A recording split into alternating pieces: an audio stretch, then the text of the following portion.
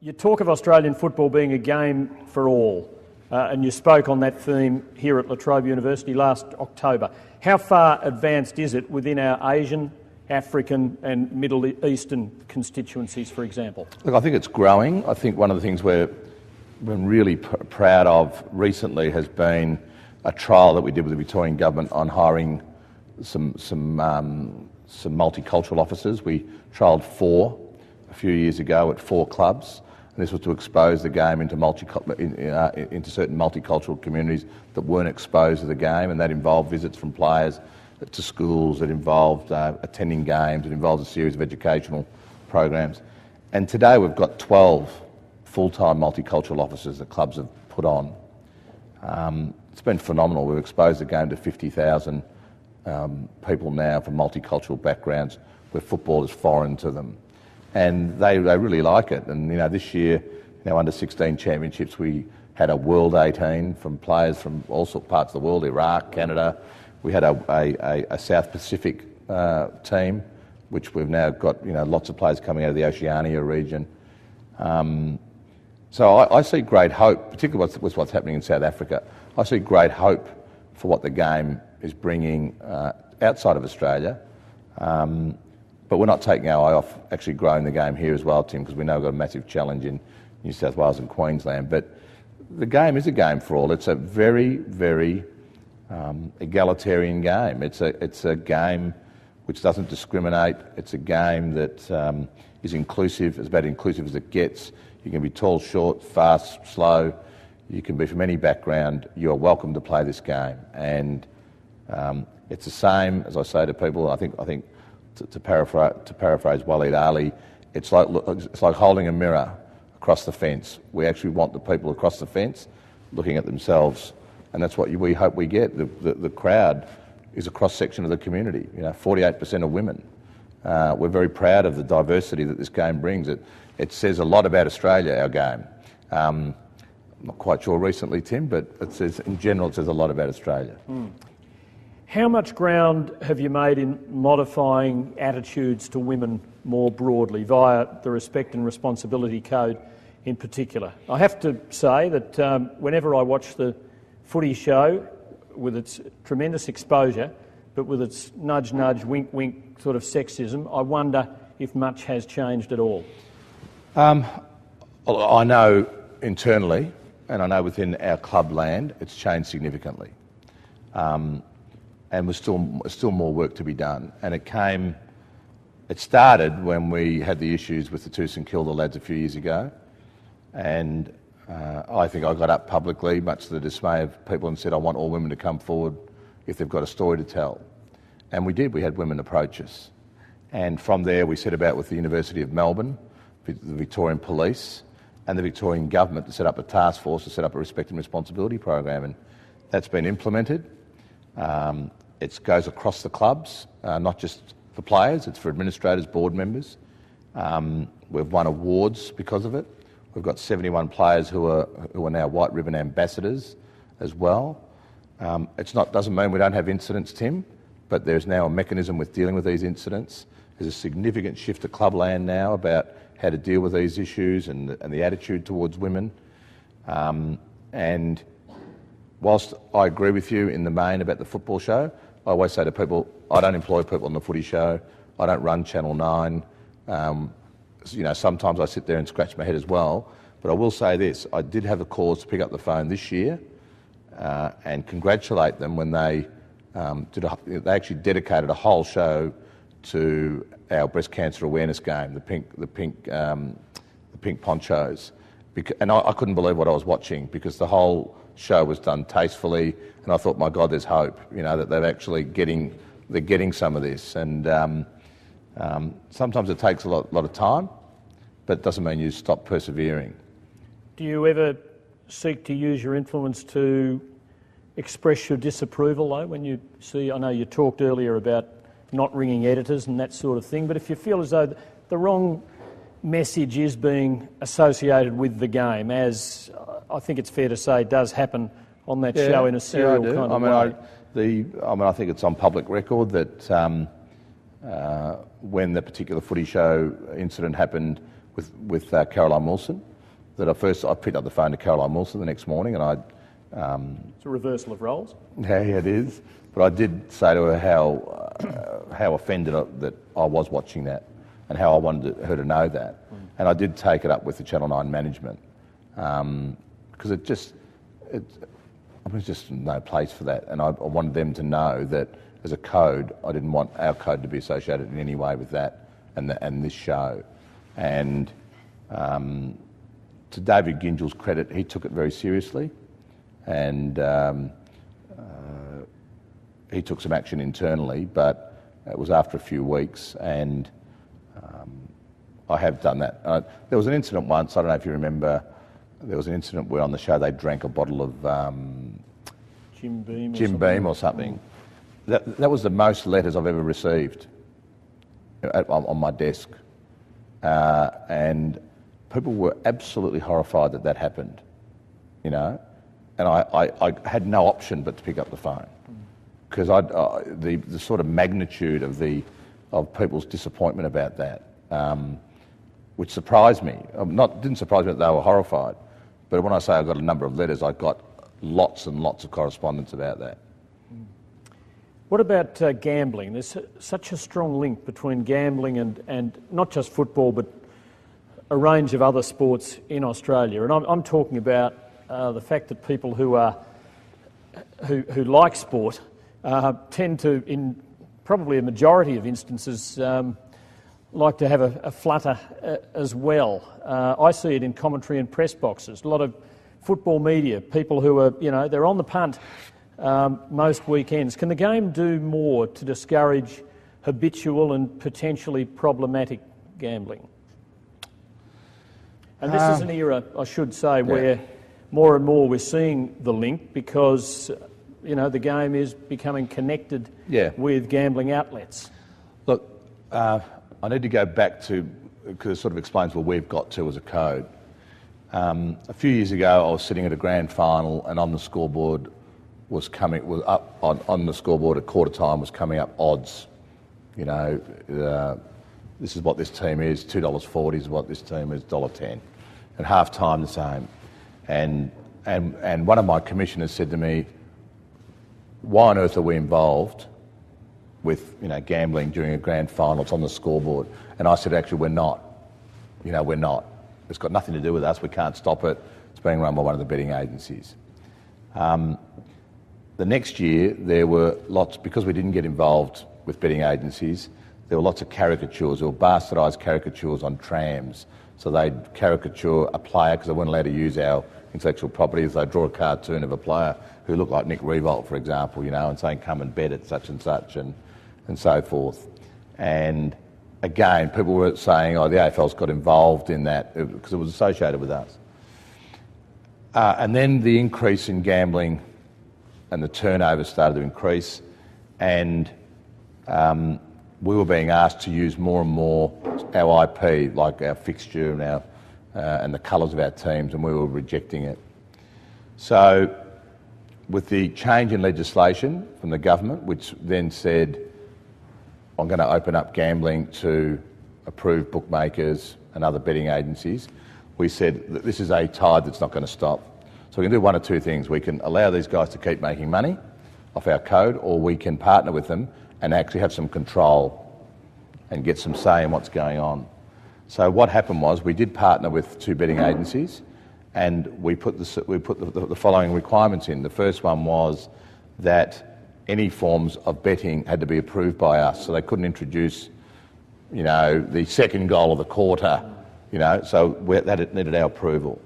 The second thing was we were guaranteed access to betting sheets, which we never had information about before.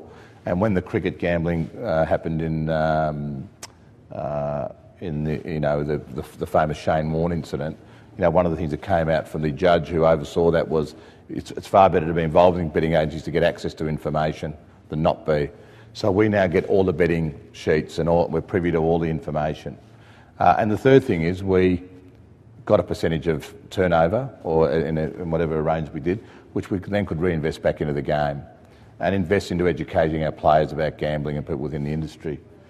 So we've got far better controls, Tim, and what's more important is we've actually picked up people who are gambling on the game, and you've seen it. When someone does, they are penalised, and it's actually improved our, the integrity of the game, because we now have got access to this information that we never had before.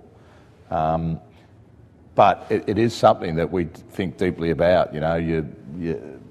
It's not just gambling on football; it's gambling everywhere. We've got clubs involved in gaming machines, if you could replace that income, it'd be preferable. If the income was there, but as long as we have some control and we have some education around it, and that we have some say in what's going on, and we also get access to betting information, we're comfortable with the position we've found ourselves in. We'll throw it open in just a moment. In fact, I might do that now. I've got a number of other issues that I'd love to address with Andrew, but if I do that, we're probably not going to give you much of an opportunity. So if there is anybody out there who has a question, put your hand up. There's one right there in the front row over here on the left. Andrew, you talked about drugs before. Ben Cousins has obviously been the guinea pig, I suppose, for footy. He's our first big case. He's fighting for his career now, I suppose, or playing for his career, but he's got a far bigger battle on his own hands, as we all know.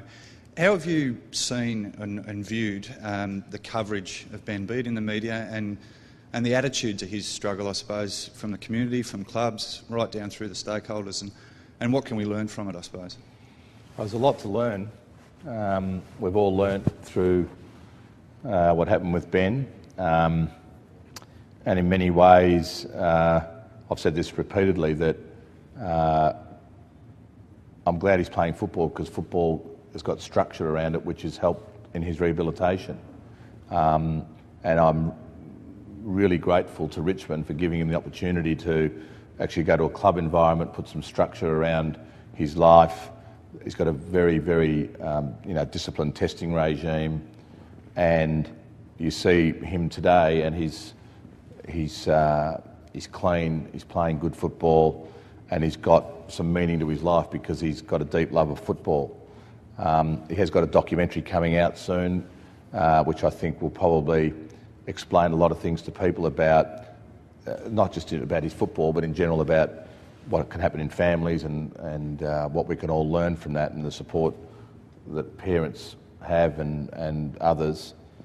But there's some very deep learnings, and interestingly enough, I think the media in the beginning, like the AFL and like others in the industry, found it hard to believe. Then, of course, there was the shock of it. I think the coverage was fairly balanced. I mean, some people were sort of outraged and others were more balanced. I think in general the coverage was pretty balanced. I think people learnt a lot through it. Interestingly enough, when he was penalised, I think a lot of people were relieved, and then when he came back, he became a hero, that people were glad to see him back playing. I think the public threw their arms around him. I mean, I think his first training session at Richmond had 1,600 people at it, at Punt Road. And that game that he played, his first game back for Richmond, we got 85,000 to Richmond Carlton, who'd finished in the bottom four the year before, or whatever it was, or they weren't in the finals. So, I think Ben's next challenge is, if he plays next year, then he'll have another year of structure around him. If he's not playing next year, I hope that he can stay within football, because I think the football family will help Ben, and I think he's got a lot to offer the football family. Yeah, it's been interesting, even in the last week or two, as the discussions gathered momentum as to whether he will have a playing future beyond this year, and certainly the impression I get, and it can be misleading, I guess, just basing that on talkback radio and a few newspaper articles, but there does seem to be a strong sense of support growing for him, and I think people are really enjoying the fact that his career is thriving still and might have life yet. Tim, it's easy to forget that he won a Brownlow in 2005.